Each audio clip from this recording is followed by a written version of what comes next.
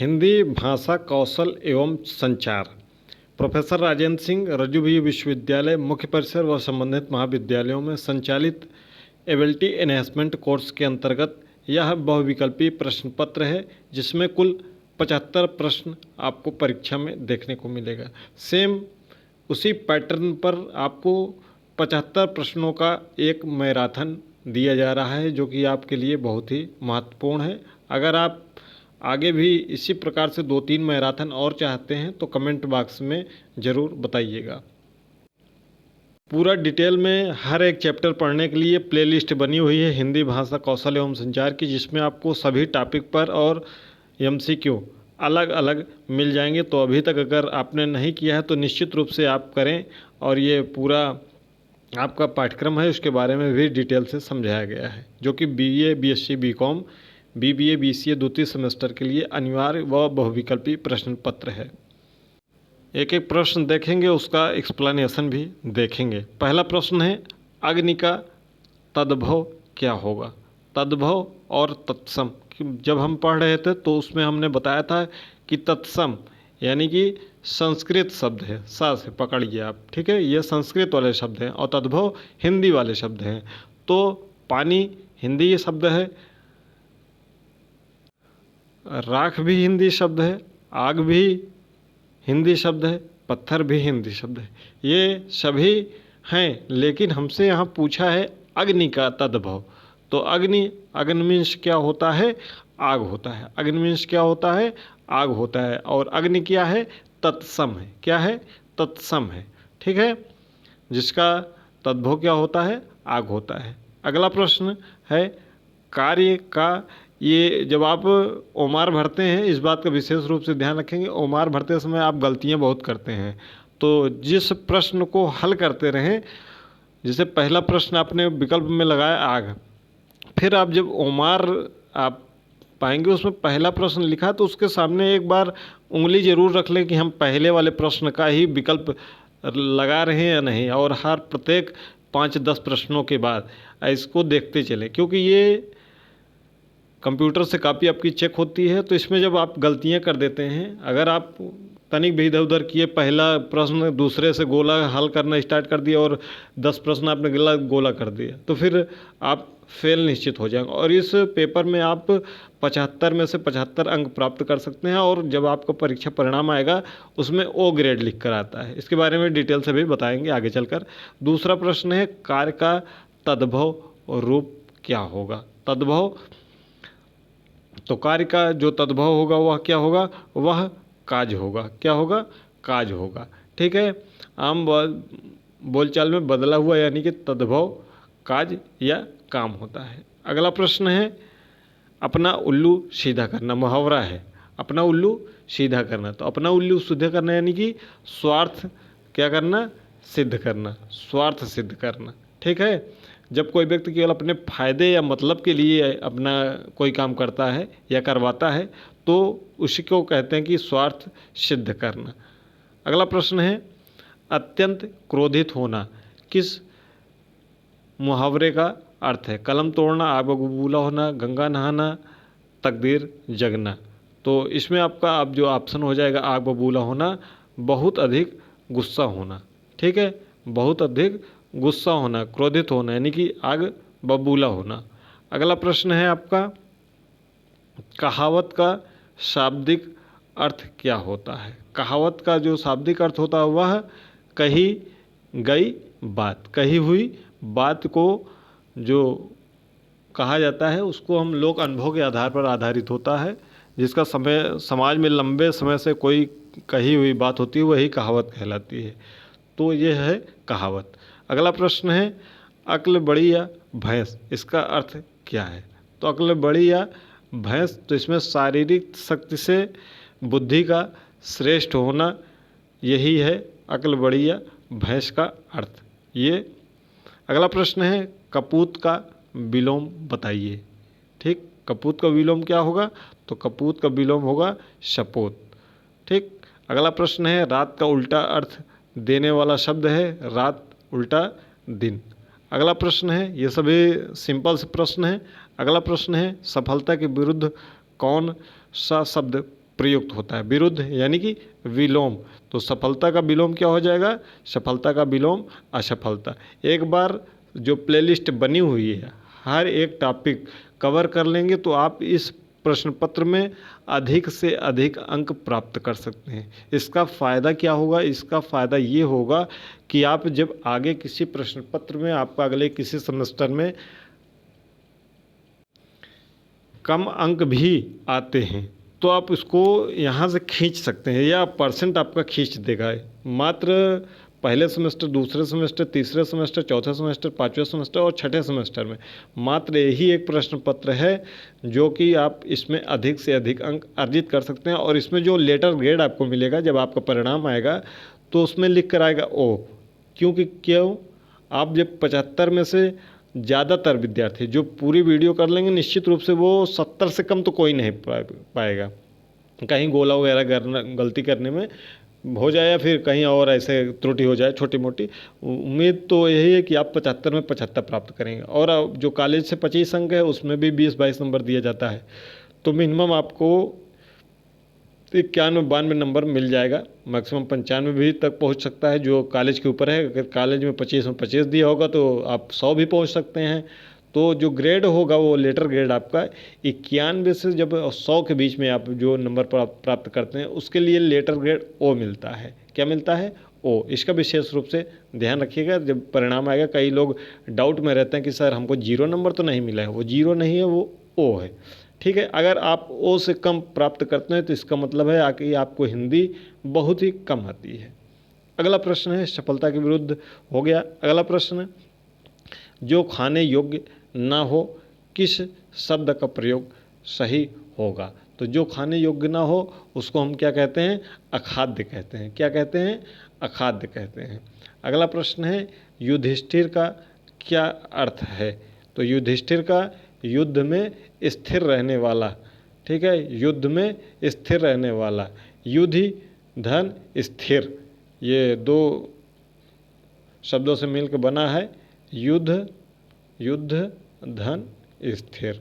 ठीक है, अर्थात जो युद्ध की विभीषिका या संकट में अडिग रहे, यानी कि स्थिर रहे। अगला है, जो अंडे से जन्म लेता है उसे क्या कहते हैं? तो जो अंडे से जन्म लेता है उससे हम अंडज कहते हैं। जैसे पक्षियों में जो भी जन्म लेते हैं उसे हम अंडज कहते हैं। ठीक है, जा मीन्स अंडज में,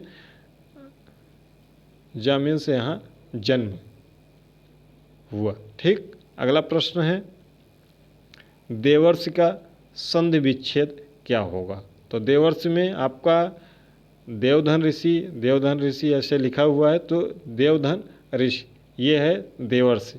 तो इसमें कौन सा संधि है? आप कमेंट बॉक्स में बताइएगा 13 नंबर में कि कौन सा संधि है। गुण संधि है, दीर्घ संधि है, अयादि संधि है, ये कमेंट बॉक्स में बताइएगा, तब हमको पता चलेगा कि आप पढ़े हैं पूरे चैप्टर को। जो हमने पढ़ाया है उसको पूरा प्लेलिस्ट आपने देखा है। अगला है, भोजन धन आलय के मेल से कौन सा शब्द बनेगा? तो बनेगा आपका भोजनालय। क्या बनेगा? भोजनालय। आपको विकल्प नंबर सी सही हो जाएगा। तो ये है दीर्घ संधि। कौन सी? दीर्घ स्वर संधि।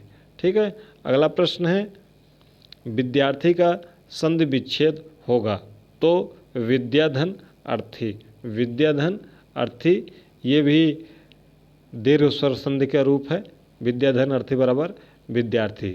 2 या 2 से अधिक शब्दों के योग को क्या कहते हैं? तो 2 या 2 से अधिक शब्दों के योग को हम समास कहते हैं। क्या कहते हैं? समास कहते हैं। अगला प्रश्न है, यथा शक्ति दोनों पदों के मिलने से कौन सा समासिक पद बनेगा? तो इसमें यथा शक्ति क्या बनेगा? यथा शक्ति।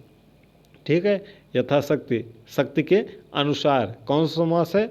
अव्ययी भाव समास का उदाहरण है यथाशक्ति। अगला है, कमल नयन का समास विग्रह क्या होगा?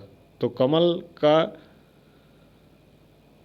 के समान नयन, यानी कि जो नयन है उसकी तुलना किससे की जाती है? कमल के फूल से की जा रही है। ठीक है, कौन सा समास है?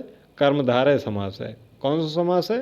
कर्मधारय समान, के समान, कर्मधारय में आता है। अगला प्रश्न है, ऐसे शब्द जिनके एक से अधिक अर्थ होते हैं कहलाते हैं। तो ऐसे शब्द जिनके एक से अधिक अर्थ होते हैं उसे हम अनेकार्थक शब्द कहते हैं। ठीक है, तो आपका विकल्प नंबर ए सही हो जाएगा। अगला 20 नंबर प्रश्न है, जल का सही अर्थ बताइए। तो जल का तो सभी जानते हैं कि जल का सही अर्थ पानी है, इसमें तो कुछ पूछना ही नहीं है। वन के लिए सही शब्द बताइए। तो वन के लिए क्या प्रयोग होगा? जंगल प्रयोग होगा। अगला है, स्वर्ण के समान अर्थ वाले शब्द समूह का चयन कीजिए। स्वर्ण यानी कि सोना और धतूरा। इसके लिए आप अगला प्रश्न है, अंधकार का विलोम क्या होगा? तो अंधकार का विलोम क्या होगा?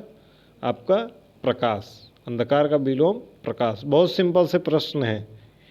बाकी हैं जो हमने बहु विकल्पी और जो डिटेल में पढ़ाया है उसको अगर डिटेल में पढ़ेंगे उसमें हमने कुछ क्लिष्ट शब्दों को रखा है, क्योंकि अगर परीक्षा में कोई भी क्लिष्ट शब्द आएगा तो जो वीडियो पढ़ाया गया है उसमें से निश्चित आपको देखने को मिलेगा, और सरल मिलेगा तो आप कर ही लेंगे, बिना पढ़े लिखे कर लेंगे, क्योंकि इतना आप हाई स्कूल इंटर तक पढ़े हैं तो आप सब कर लेंगे। लेकिन अगर क्लिष्ट शब्द आएगा तो आप निश्चित रूप से कहीं ना कहीं गलती कर देंगे, तो वो वीडियो देखना आपके लिए बहुत ही ज़रूरी है। प्लेलिस्ट आपको डिस्क्रिप्शन बॉक्स में मिल जाएगी, और टेलीग्राम चैनल एक है हमारा जहाँ पर विश्वविद्यालय संबंधित हम जानकारी देते हैं, उसका भी लिंक डिस्क्रिप्शन बॉक्स में है। अगर आप टेलीग्राम नहीं चलाते हैं तो आप व्हाट्सअप चैनल से जुड़ जाइएगा, उसका भी लिंक डिस्क्रिप्शन बॉक्स में है, जहाँ पर तमाम भाई बहन जुड़े हुए हैं।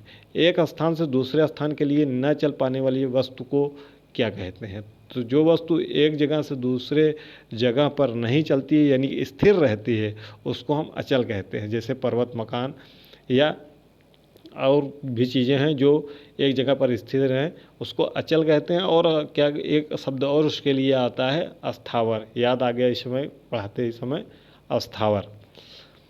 अगला प्रश्न है, वह शब्दांश जो किसी शब्द के पहले जुड़कर उसमें विशेष अर्थ भर देते हैं।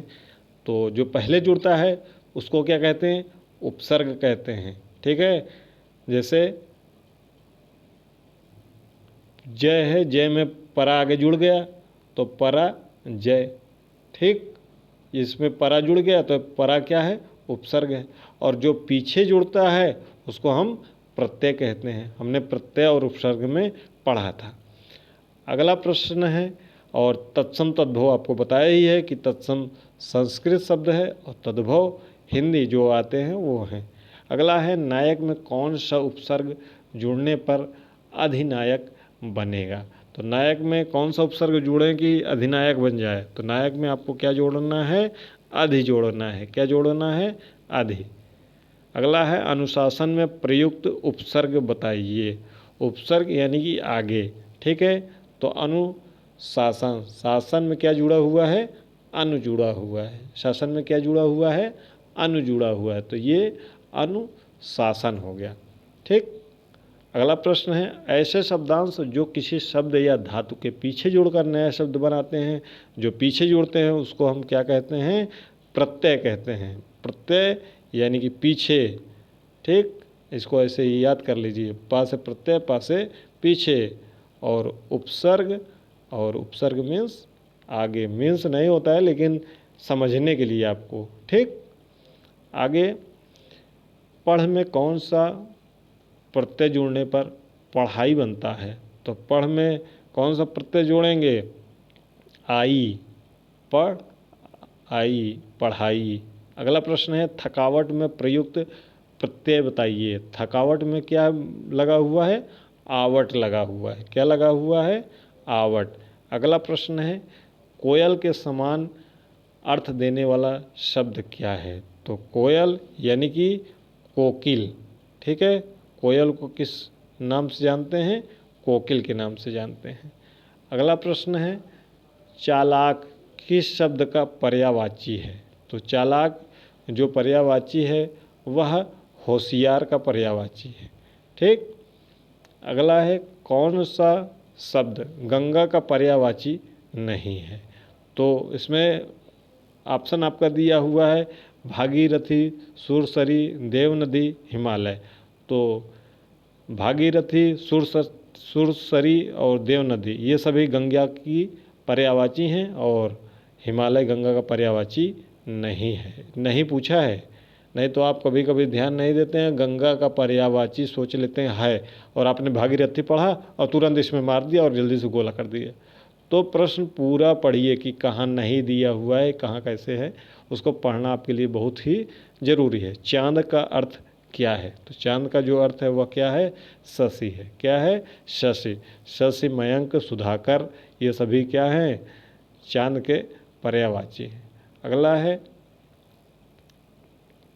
सूर्य किस शब्द के लिए प्रयोग होता है? तो सूर्य सूरज के लिए प्रयोग होता है। तो सिंपल सा है, कौन सा शब्द सर्प का पर्यायवाची नहीं है पूछा है। ठीक है, तो सांप, भुजंग और भिषधर ये सभी सांप को कहते हैं। पढ़ाई का सांप से कोई लेना देना ही नहीं है। ठीक, अगला प्रश्न है सारी बिच नारी है कि नारी बिच सारी है, कि सारी की ही नारी है कि नारी की ही सारी है। ये पूरा जो पंक्ति है इस प्रकार से है। तो इसमें कौन सा अलंकार है? इसमें संदेह अलंकार है। कौन सा अलंकार है? आप अलंकार वाला जब चैप्टर पढ़ेंगे जो कि प्लेलिस्ट में है, वहाँ से आपको पता चलेगा। जहाँ उपमेय और उपमान में अंत तक निश्चय न हो पाए और मन में दुविधा रहे या संदेह बना रहे, वहाँ संदेह अलंकार होता है। तो ये जो लाइन ली गई है, जब दुशासन महाभारत में द्रौपदी का चीरहरण कर रहा था, तब यह भ्रम उसके लिए बन रहा था कि साड़ी के बीच नारी है या नारी के बीच साड़ी है। ये भ्रम उसके दिमाग में बन रहा था, क्योंकि भगवान श्री कृष्ण इतना उसमें साड़ी लपेट दिए थे कि वह खोलते खोलते थक गया साड़ी को। अगला प्रश्न है, तो यहाँ पर संदेह अलंकार हो जाएगा। अलंकार वगैरह का चैप्टर पढ़ लीजिएगा, नहीं तो आप वहाँ पर फंस जाएंगे। जब उदाहरण देगा, हमने कई उदाहरण आपको डिटेल में बताया हुआ है। जहाँ प्रकृति, पदार्थ अथवा अमूर्त भावों को मानव के रूप में चित्रित किया जाता है, वहाँ कौन सा अलंकार होता है? तो वहाँ अलंकार होता है मानवीकरण का। कौन सा अलंकार होता है? मानवीकरण का। जब जड़ प्रकृति या निर्जीव चीज़ों पर मानवीय चेष्टाओं, इंसान जैसे व्यवहार का आरोप किया जाता है, तो वहाँ पर मानवीकरण का अलंकार होता है। अगला प्रश्न है अंग्रेजी भाषा का शब्द पहचानिए। तो अंग्रेजी भाषा का कौन सा इसमें से शब्द है जो अंग्रेजी का है? तो इसमें से आपका पुलिस जो है वह अंग्रेजी यानी विदेशी शब्द है। ठीक है, पुलिस के रूप में इसे अपना लिया गया हिंदी में, लेकिन यह अंग्रेजी भाषा का शब्द है। अगला प्रश्न है आकाश का विलोम क्या होगा? तो आकाश का जो विलोम होगा वह पाताल होगा। क्या होगा? पाताल। ठीक, अगला प्रश्न है पवन का पर्यायवाची है। तो पवन का जो पर्यायवाची है वह हवा, प्रज्ञा, मेघ, वर्षा। तो हवा। ठीक, पवन का जानते ही आप। कुत्ते की मौत मरना। तो कुत्ते की मौत मरना यानी कि बुरी तरीके से मरना। कहते नहीं है कि कुत्ते की मौत मरोगे तुम, यानी बहुत बुरी तरीके से। ठीक है, किसी बहुत दयनीय, अपमानजनक या बुरी तरीके से मृत्यु होने की जब संदर्भ में इसका प्रयोग किया जाता है। जो कभी नहीं मरता है उसके लिए कौन सा सही शब्द होगा? तो उसके लिए जो सही शब्द होगा वह अमर होगा, जो कभी नहीं मरता है। ठीक, और जो कभी बूढ़ा ना हो उसे हम अजर कहते हैं। अजर और अमर। जो बूढ़ा नहीं होता है उसे हम अजर, और जो कभी नहीं मरता उसके अमर। निम्न में से शुद्ध शब्द बताइए। तो शुद्ध शब्द इसमें कौन सा है? मित्रता। मित्रता जो है वह इसमें शुद्ध शब्द है, बाकी सभी अशुद्ध हैं। ठीक है, शुद्ध कभी आपसे पूछ सकता है कि निम्नलिखित में से कौन सा अशुद्ध शब्द है, इसको भी पूछ सकता है। तो ये भी आपको ध्यान देना है। अगला प्रश्न है निम्न कौन सा शुद्ध है? पूज्य, कार्यक्रम, अमरूद, स्थान। इसमें से कौन सा शुद्ध है? वह शुद्ध है स्थान, बाकी सभी अशुद्ध हैं। कैसे और अशुद्ध हैं? अमरूद देखिए ऐसे लिखा जाता है अमरूद। ठीक, कार्यक्रम कैसे लिखा जाता है? कार्यक्रम। और पूज्य ऐसे लिखा जाता है, ठीक, पूज्य। आगे चलते हैं, वह शब्द चुनिए जो अशुद्ध है। तो कौन सा अशुद्ध है? पुष्प अशुद्ध है कि प्राण अशुद्ध है कि क्षमा अशुद्ध है कि अनुकूल अशुद्ध है? अनुकूल ऐसे लिखा जाएगा, ना में छोटा ऊ की मात्रा रहेगा और का में बड़ा ऊ। अनुकूल ये शुद्ध होगा, ये अशुद्ध है, ठीक है, बाकी सभी शुद्ध है। आगे बढ़ते हैं, प्रश्न नंबर 47 देखते हैं। मेरा कुत्ता है, खाली स्थान वाक्य में रिक्त स्थान के लिए उपयुक्त विशेषण चुनिए। तो मेरा कुत्ता है विशेषण। विशेषण पहले जान लेते हैं किसको कहते हैं कि वह शब्द जो संज्ञा की विशेषता बताए, जो कि रूप, रंग, ठीक है, ये सभी है। तो यहाँ पर रंग, तो मेरा कुत्ता काला है, तो ये विशेषण का कौन सा शब्द है? काला। निम्नलिखित में से संख्यावाची विशेषण पहचानिए। संख्यावाची यानी कि जिसमें संख्या का बोध हो, ठीक है, उसमें संख्या का बोध हो। तो 4 जो है वह संख्यावाची है, बाकी सभी नहीं है। अगला, किस शब्द में कार्य के पूर्ण होने का पता चलता है? तो कार्य के पूर्ण होने का पता चलता है जाऊंगा, गया, लालच या फल। तो जो कार्य पूरा हो गया हो, यानी कि मैं स्कूल गया, इसमें पूरा हो गया, लेकिन मैं स्कूल जाऊंगा ये भविष्य में होगा। तो गया यानी क्रिया भूतकाल को दर्शाता है, जिससे कार्य को समाप्त होने या पूर्ण होने का पता चलता है, तो इसको हम भूतकाल यानी कि पूर्ण हो गया मानेंगे। अगला प्रश्न आपका 50 नंबर, जो शब्द क्रिया की विशेषता बताता है उसे क्या कहते हैं? तो उसे हम कहते हैं क्रिया विशेषण। जब आप इसको सबको पढ़ेंगे, जो प्लेलिस्ट बनी हुई है चैनल पर, प्लेलिस्ट पे जाएंगे, लिंक डिस्क्रिप्शन बॉक्स मिल जाएगा, तो आप बेहतरीन उसको तैयार कर लीजिएगा। अगला प्रश्न है, महान है जो कवि के लिए उपयुक्त समासिक पद क्या होगा? तो महान है जो कवि, उसके लिए क्या प्रयोग होगा? महाकवि प्रयोग होगा। उनके लिए क्या प्रयोग होगा? महाकवि। आपका विकल्प नंबर 20 सही हो जाएगा।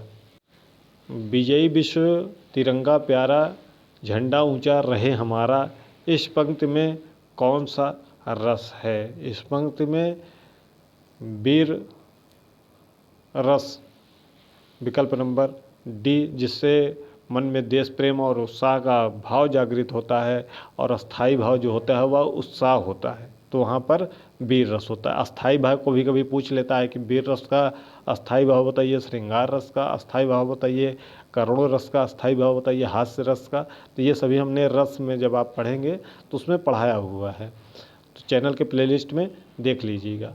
अगला है, गालन पर हिले लाल गुलाब, ठीक है, तो इस पंक्ति में रस बताइए। तो कौन सा रस हो जाएगा इसमें? आपका सौंदर्य, प्रेम और गालों पर गुलाब की उपमा जैसी यहाँ पर बातें की जा रही हैं, और सौंदर्य और प्रेम का वर्णन किया जा रहा है, तो इसलिए यहाँ पर श्रृंगार रस का प्रयोग हुआ है। अगला प्रश्न देखते हैं। अगला प्रश्न है, निम्नलिखित में से कौन सा रस का प्रकार नहीं है? तो इसमें से रस के प्रकार जो हैं वह श्रृंगार रस, करुण रस, रौद्र रस ना, ये सभी रस के प्रकार हैं। लेकिन अनुप्रास क्या है? अलंकार है। क्या है? अलंकार है, शब्दालंकार। अगला प्रश्न है, किस छंद के प्रत्येक चरण में 16-16 मात्राएं होती हैं? तो 16-16 मात्राएं जिसमें होती हैं प्रत्येक चरण में, उसको हम चौपाई छंद कहते हैं, ठीक है। चौपाई जो है सममात्रिक छंद है, इसमें 4 चरण होते हैं, इसमें 4 चरण होते हैं, और प्रत्येक चरण में 16-16 मात्राएं होती हैं। अगला प्रश्न है, निम्नलिखित में से कौन सा छंद का प्रकार नहीं है? दोहा, चौपाई, यमक, सोरठा। तो इसमें से यमक क्या है? अलंकार है, बाकी सभी क्या हैं? छंद का प्रकार है। अगला है, तरनि तनुजा तट तमाल तरुअर बहु छाए, इसमें कौन सा अलंकार है? तो इसमें अलंकार है वह अनुप्रास अलंकार है। अनुप्रास अलंकार उसको कहते हैं जिसमें एक ही वर्ण की ता ता ता, ठीक है, की आवृत्ति बार बार होती है वहाँ पर अनुप्रास अलंकार होता है। त वर्ण की आवृत्ति बार बार है। कमल का पर्यायवाची क्या होगा? तो कमल का जो पर्यायवाची होगा वह पंकज होगा। कमल का पर्यायवाची पंकज होगा। कीचड़ में जन्मने के कारण कमल को क्या कहते हैं? पंकज कहते हैं। अगला प्रश्न है, उत्कृष्ट का उल्टा अर्थ देने वाला शब्द बताइए, यानी कि विलोम। तो उत्कृष्ट यानी कि उत्तम या श्रेष्ठ होता है, तो उसका विलोम हो जाएगा निकृष्ट, यानी कि घटिया या निम्न स्तर का। ठीक, पूरा डिटेल में हमने पढ़ाया हुआ है। अगर आप डिटेल में पढ़ लेंगे, ये मैराथन की आपको ज़रूरत नहीं पड़ेगी, क्योंकि मैराथन से ज़रूरी नहीं है कि इसी प्रश्न में से आ जाए। ये आपको एक आइडिया दिया जाता है। जब आप डिटेल में हर एक टॉपिक को कवर करे रहेंगे तो आपको चाहे जहाँ से प्रश्न पूछ लेगा, जितना हमने वीडियो पढ़ाया है उसी में से हर एक प्रश्न आपको देखने को मिल जाएगा। आलस का तत्सम क्या है? तो आलस का जो तत्सम है वह आलस्य है। क्या है? आलस्य है। अगला है, निम्न में से स्वर अक्षर पहचानिए। स्वर आपको पता ही है कि छोटा आ से लेकर आहा तक ये स्वर हैं। इसके लिए हमने वर्णमाला पढ़ाया हुआ है, और का से लेकर ज्ञा तक क्या हैं? व्यंजन है। तो स्वर इसमें से पहचानना है, ये व्यंजन है, यह व्यंजन है, यह व्यंजन है, बड़ा वो क्या है? स्वर। ये तो आप कक्षा शिशु आ से पढ़ते हुए आ रहे हैं। निम्न में से व्यंजन वर्ण पहचानिए, ये भी आपको पता ही है।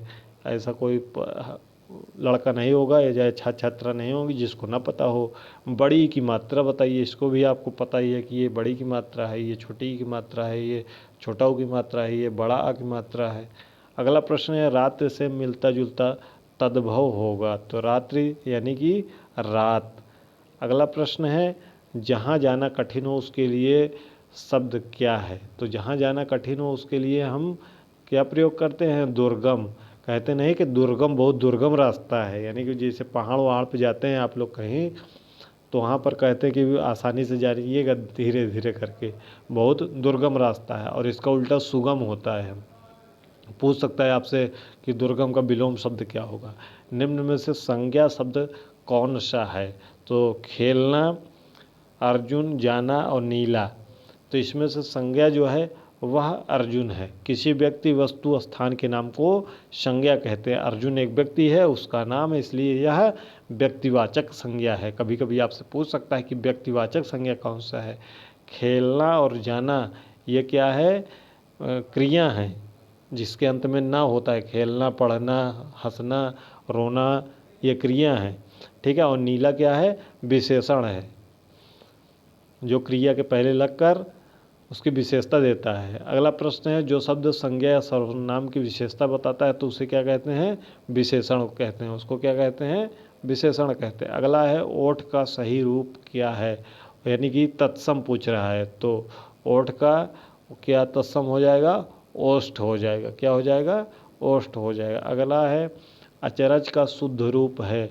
अचरज का जो शुद्ध रूप है वह क्या है? आश्चर्य है। क्या है? आश्चर्य है।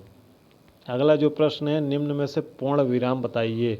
तो पूर्ण विराम ये है, बाकी ये प्रश्नवाचक है, और ये अल्प विराम है, ये डबल इन्वर्टेड कामा है। ये हमने अल्प विराम बता दिया, ये अल्प विराम नहीं है, इसको हम अर्ध विराम बोलते हैं। ठीक है, इसको याद रखिएगा। और अल्प विराम में केवल कामा ऐसे रहता है। ठीक, उसमें ये नीचे ऊपर बिंदी नहीं रहती। ये जो ऊपर बिंदी लग जाती है और नीचे कामा, उसको हम कहते हैं अर्ध विराम। इसको दिमाग में ज़रूर रखिएगा, प्रश्न आपसे पूछा जा सकता है। कौन सा शब्द शुद्ध है? तो कौन सा शब्द इसमें से शुद्ध है? इसमें से गणित जो है वह शुद्ध लिखा हुआ है। यहाँ बीमारी होना चाहिए, यहाँ आलस्य होना चाहिए, यहाँ क्षमा होना चाहिए। सभी ये अशुद्ध हैं। का वर्ग में का के बाद क्या आता है? का वर्ग में का, खा, गा, घा, अंगा, यानी कि का के बाद क्या आता है? खा। अंग्रेजी भाषा का शब्द बताइए। तो अंग्रेजी भाषा का हाथ है, आग है, फूल है और इंच है। तो इसमें से कौन सा अंग्रेजी भाषा का है? इंच। इंच जो है अंग्रेजी भाषा का है। ठीक है। बाकी सभी हाथ, आग, फूल ये सभी हिंदी के हैं और तद्भव में आते हैं। टेलीग्राम और WhatsApp channel link description box में है, वहाँ ज़रूर जुड़ जाइएगा ताकि इस विश्वविद्यालय की हर एक अपडेट आगे भविष्य में पाने के लिए इस चैनल को ज़रूर सब्सक्राइब कर लीजिए। अपने सभी दोस्तों को इस वीडियो को ज़्यादा से ज़्यादा शेयर कर दीजिए। अगर आगे और वीडियो चाहिए इस पर 3, 4, 5 मैराथन, जितने मैराथन चाहिए इसी प्रकार से आपको और बता दिया जाएगा कि ताकि आपके 75 के 75 अंक आप प्राप्त कर सकें। तो कमेंट बॉक्स में ज़रूर बताइएगा। निम्नांकित में से सर्वनाम बताइए। मेज, हाथी, वह और श्याम, इसमें से कौन सा सर्वनाम है? इसमें आपका सर्वनाम है वह। ठीक है, संज्ञा के स्थान पर जो प्रयुक्त होता है शब्द उसको हम क्या कहते हैं? सर्वनाम कहते हैं। आगे है और अंतिम प्रश्न है इस मैराथन क्लास का, हिंदी भाषा कौशल एवं संचार, जो कि प्रोफेसर राजेंद्र सिंह रज्जू भैया विश्वविद्यालय के BA BSc BCom BBA BCA द्वितीय सेमेस्टर के लिए अनिवार्य युवा बहुविकल्पी प्रश्न है, जो कि 75 प्रश्न आएंगे आपके परीक्षा में। इसके लिए हमने डिटेल से सब कुछ बताया हुआ है, अगर चैनल के प्लेलिस्ट में देखेंगे तो हर एक आपके डाउट क्लियर हो जाएंगे। रामू किताब पढ़ता है, वाक्य में किस शब्द से कोई कार्य किए जाने का पता चलता है कि रामू पढ़ता या घर या किताब, तो कौन सा कार्य हो रहा है? वह किताब हो रहा है पढ़ने का। ठीक है, पढ़ने का कार्य हो रहा है ना। तो ये पूरा रहा पूरी मैराथन क्लास, जो कि 75 प्रश्नों की है। वीडियो कैसी लगी है? वीडियो को लाइक ज़रूर कर दीजिएगा, हाइप कर दीजिएगा। वीडियो कैसी लगी कमेंट बॉक्स में ज़रूर बताइएगा। अपने सभी साथियों तक शेयर करने की जिम्मेदारी आपकी है।